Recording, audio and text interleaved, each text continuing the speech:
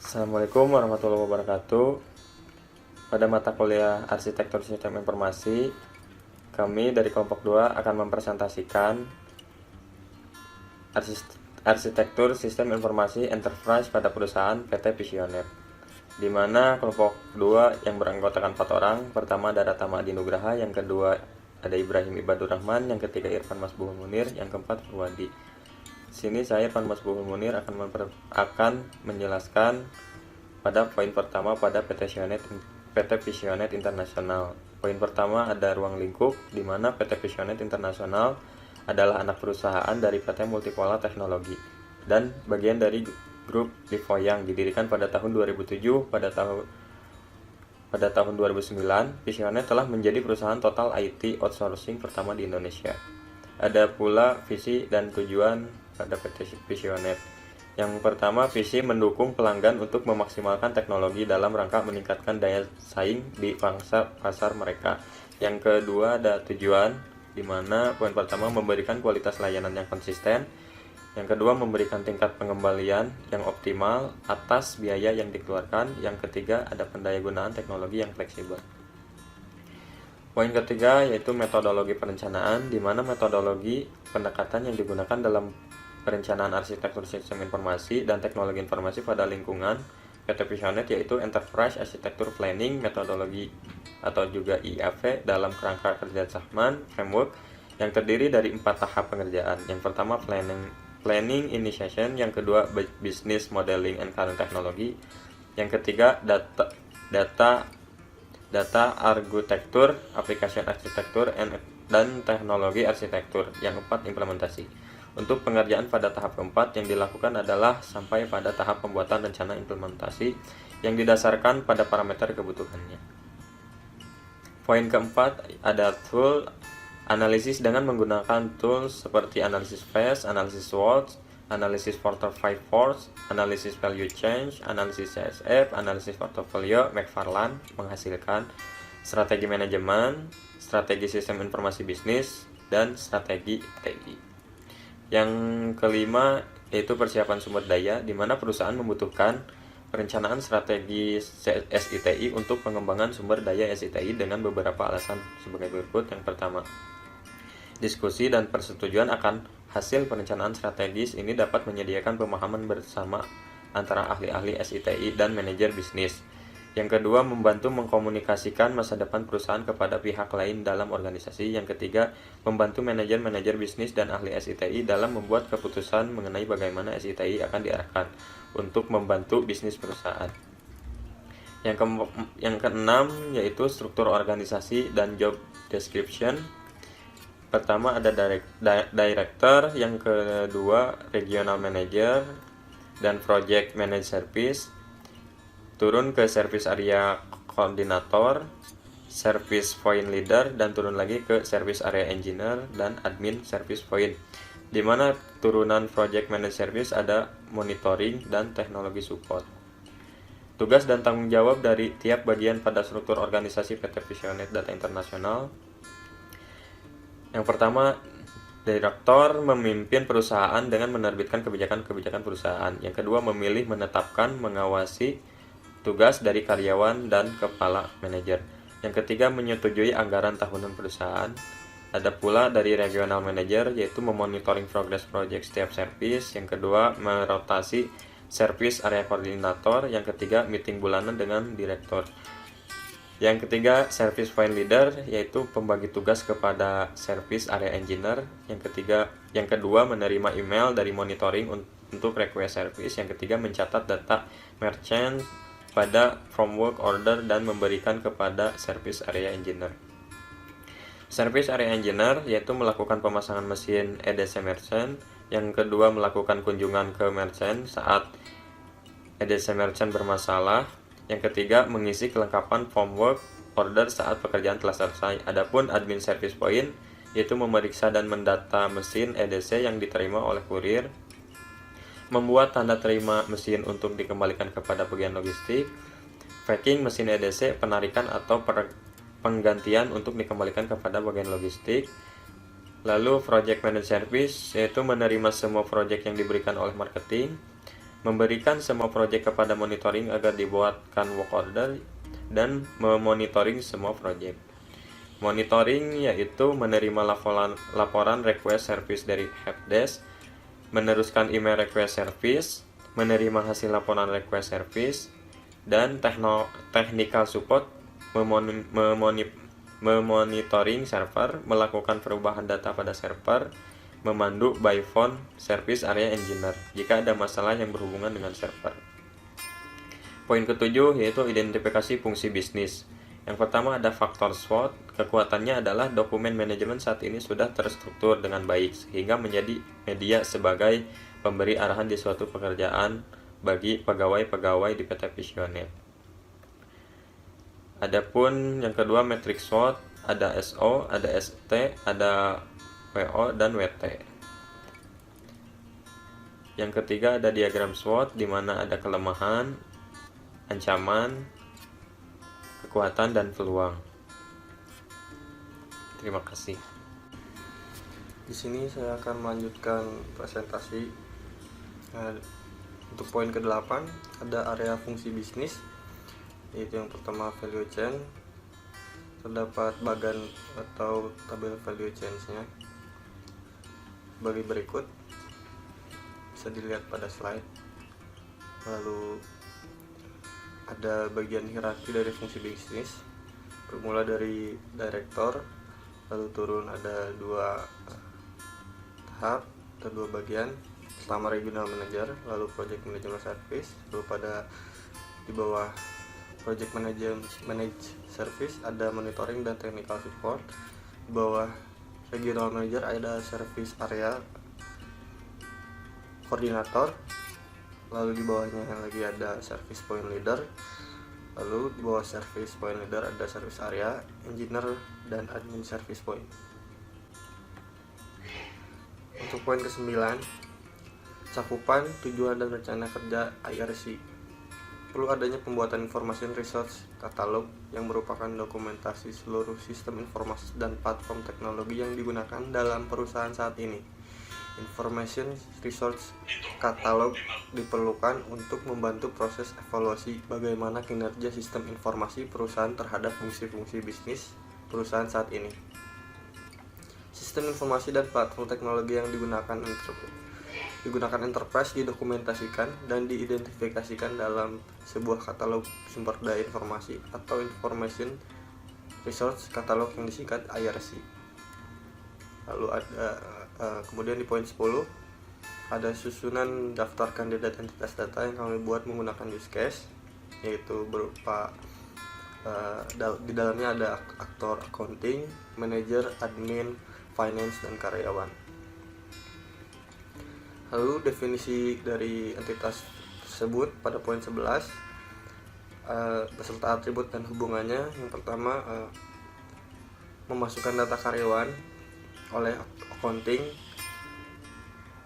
yaitu mencatat setiap karyawan yang terdaftar di data HRD. Lalu ada memasukkan data departemen oleh accounting, mencatat setiap departemen yang ada di perusahaan. Lalu ada memasukkan data kategori masih oleh accounting, itu mengkategorikan setiap pengeluaran perusahaan. Kemudian memasukkan data project masih oleh accounting untuk mencatat setiap project yang dikerjakan perusahaan. Kemudian mengajukan settlement oleh karyawan dilakukan dengan nomor advance yang sebelumnya pernah diajukan. Kemudian ada melakukan konfirmasi transfer karyawan oleh karyawan atau bagian finance untuk mendapatkan form yang sudah disetujui oleh accounting, kemudian melakukan transfer dana kepada karyawan yang mengajukan klaim. Lalu ada melakukan approval oleh manajer accounting dengan membuka form approval expense dan melakukan pengecekan terhadap isi form. Kemudian ada melakukan konfirmasi penerimaan dana oleh finance. Setelah mendapat informasi dari karyawan atas pengembalian dana, pengembalian advance, finance akan mengecek rekening perusahaan dan mengkonfirmasikan apakah dana sudah diterima atau belum. Lalu ada menerima laporan terhutang karyawan oleh karyawan dan akunting. Dengan membuka laporan terhutang karyawan dan sistem akan menampilkan dana yang harus dikembalikan ke perusahaan.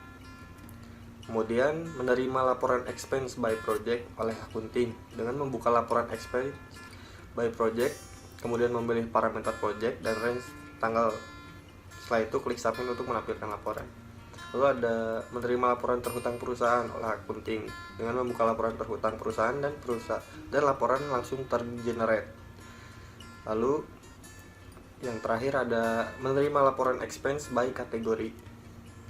Dilakukan oleh manajer, accounting, finance, dan karyawan. Dengan membuka laporan expense by kategori, kemudian memilih parameter kategori dan range tanggal. Setelah itu klik submit untuk menampilkan laporannya. Lalu untuk poin 12, hubungan entitas dengan fungsi bisnis.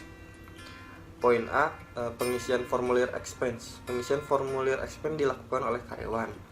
Karyawan mengisi data expense pada formulir yang tersedia, kemudian mengecek formulir tersebut. Ada dua macam tipe, yaitu reimburse, dan advance. Lalu poin B, persetujuan formulir expense. Formulir expense yang telah dibuat oleh karyawan kemudian diberikan kepada pihak yang bersangkutan untuk dilakukan persetujuan. Pihak yang melakukan persetujuan adalah manajer, accounting, dan finance. Kemudian poin C, pengisian formulir settlement. Pengisian formulir settlement dilakukan oleh karyawan. Karyawan mengisi data settlement pada formulir yang tersedia, kemudian mencetak formulir tersebut dan melampirkan form advance dan bukti transaksi yang dilakukan. Poin D, persetujuan formulir settlement. Formulir settlement yang telah dibuat diberikan kepada pihak yang bersangkutan untuk dilakukan persetujuan, dan pihak yang melakukan persetujuan adalah manajer, accounting, dan finance. Sekian dari saya. Oke, Purwadi, selanjutnya ada distribusi arsitektur data. Distribusi arsitektur data akan digambarkan sebagai diagram berikut. Lalu selanjutnya ada analisis dampak pada arsitektur saat ini.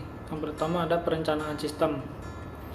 Perencanaan sistem ada 3 poin. Yang pertama ada wawancara, yaitu menanyakan langsung tentang sistem informasi personalia yang sedang berjalan. Yang kedua, observasi dengan mengamati langsung pada saat proses pembuatan laporan data personalia. Lalu ada dokumentasi. Pada tahap ini penulis mengecek dokumen pengolahan data personalia. Selanjutnya ada analisis. Pada tahap ini penulis melakukan analisis dari dokumen yang meliputi arsip laporan data karyawan kontrak, data karyawan tetap, data dosen tidak tetap, dan data dosen tetap. Lalu ada desain sistem secara umum.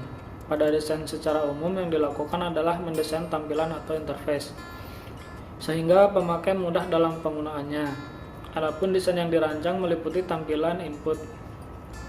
Ada tampilan formula utama, tampilan data karyawan dan jabatan, data golongan, data pendidikan terakhir, data status karyawan, data alamat, dan data petugas. Selanjutnya ada desain sistem secara terinci.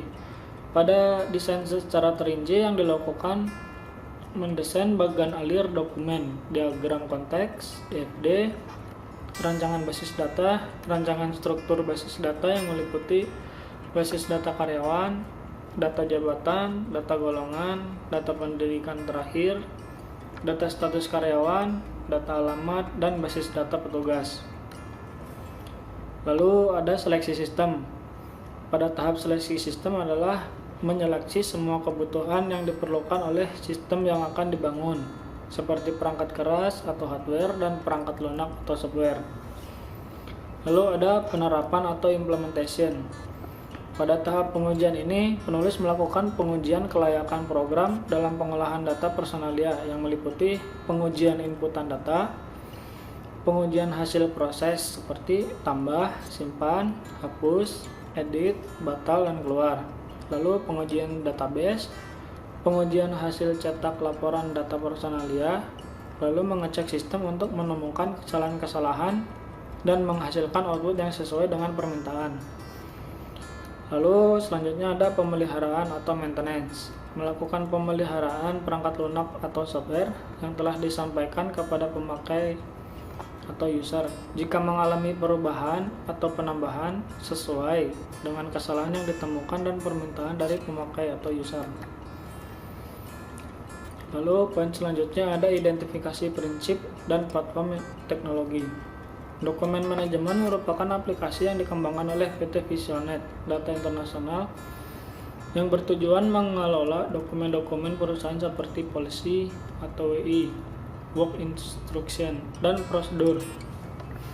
Dokumen manajemen terintegrasi dengan aplikasi vPortal yang berfungsi sebagai tempat menyimpan semua jenis dokumen seperti prosedur, polisi, dan work instruction, beserta ETOP yang terintegrasi langsung dengan aplikasi Fiona yang berfungsi untuk pengajuan dokumen dan proses revisi dokumen. Permasalahan saat ini adalah belum adanya manajemen dokumen perusahaan yang baik.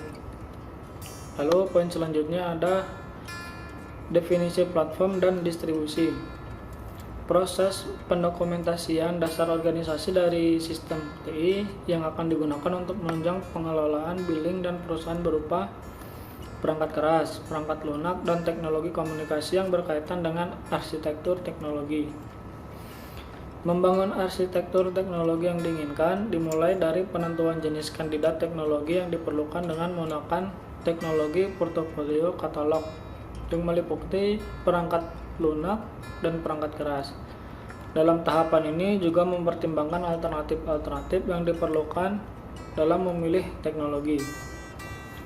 Lalu poin selanjutnya ada hubungan platform teknologi, aplikasi, dan fungsi bisnis. Ada poin strategik dan high potensial. Poin strategiknya fitur mesin pencarian search engine berdasarkan isi konten dokumen. High potensialnya adalah aplikasi dokumen manajemen. Lalu strategi kedua ada fitur penandatanganan dengan digital signature. High potensialnya adalah membuat knowledge management system. Lalu ada poin key operasional dan support. Key operasional aplikasi vPortal, supportnya email. Key operasionalnya aplikasi iTalk, supportnya aplikasi Slack. Berikut dari saya. Assalamualaikum warahmatullahi wabarakatuh. Saya Ibrahim Ibadur Rahman. Di sini saya akan menjelaskan mengenai distribusi arsitektur teknologi. Yang pertama dapat terlihat dari gambar di samping. Di sini user dapat mengakses web portal menggunakan internet. Lalu web portal tersebut akan tersambung kepada sistem dan akan menyimpan data di database. Server di sini berguna untuk menjadi media seperti jembatan antara web portal serta database. Lalu database di sini untuk menyimpan data-data tentang file, artikel, maupun advertising dan lain-lain.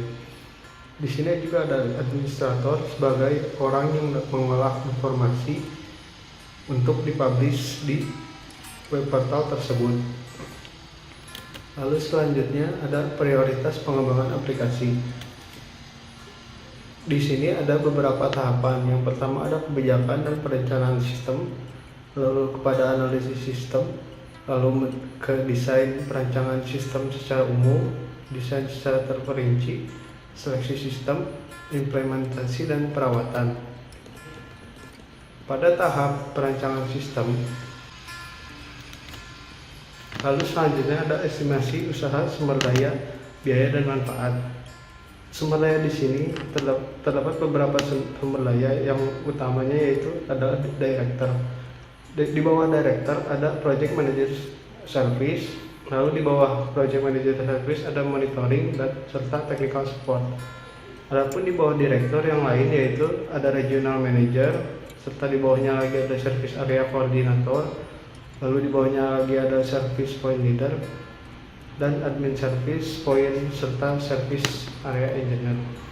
Biaya yang diestimasi biaya yang sudah ditetapkan melalui perkiraan yaitu waktu pengerjaan selama 5 bulan dan jumlah pegawai yaitu 12 orang, jumlah biayanya 60 juta dan seluruh total secara keseluruhan sampai proyek ini beres yaitu 300 juta.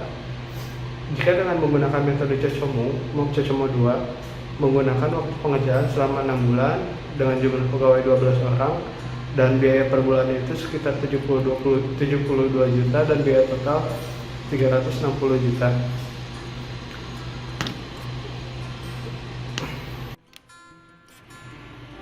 Manfaat bisnis pada PT Visioner adalah mengembangkan portofolio bisnis yang bernilai tinggi melalui ekspansi yang berkesinambungan dalam bisnis outsourcing dengan memberikan kualitas layanan yang konsisten, memberikan tingkat pengembalian yang optimal atas biaya yang dikeluarkan oleh konsumen, pendayagunaan teknologi yang fleksibel.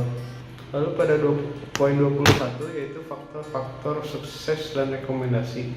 Yang pertama, diskusi dan persetujuan akan hasil perancangan strategis ini dapat menyediakan pemahaman bersama ahli-ahli SITI dan manajer bisnis tentang bagaimana cara terbaik bagi perusahaan untuk menggunakan sumber daya dan informasinya. Membantu mengkomunikasikan masa depan perusahaan kepada pihak lain dalam organisasi. Poin ketiga yaitu membantu manajer-manajer bisnis dan ahli SITI dalam membuat keputusan mengenai bagaimana SITI akan diarahkan untuk membantu bisnis perusahaan. Poin 4 yaitu hasil dari perencanaan SITI dapat membantu mengalokasikan sumber daya perusahaan yang ada ke proyek-proyek SITI yang penting dan bermanfaat bagi perusahaan. Sekian presentasi dari kelompok kami. Assalamualaikum warahmatullahi wabarakatuh.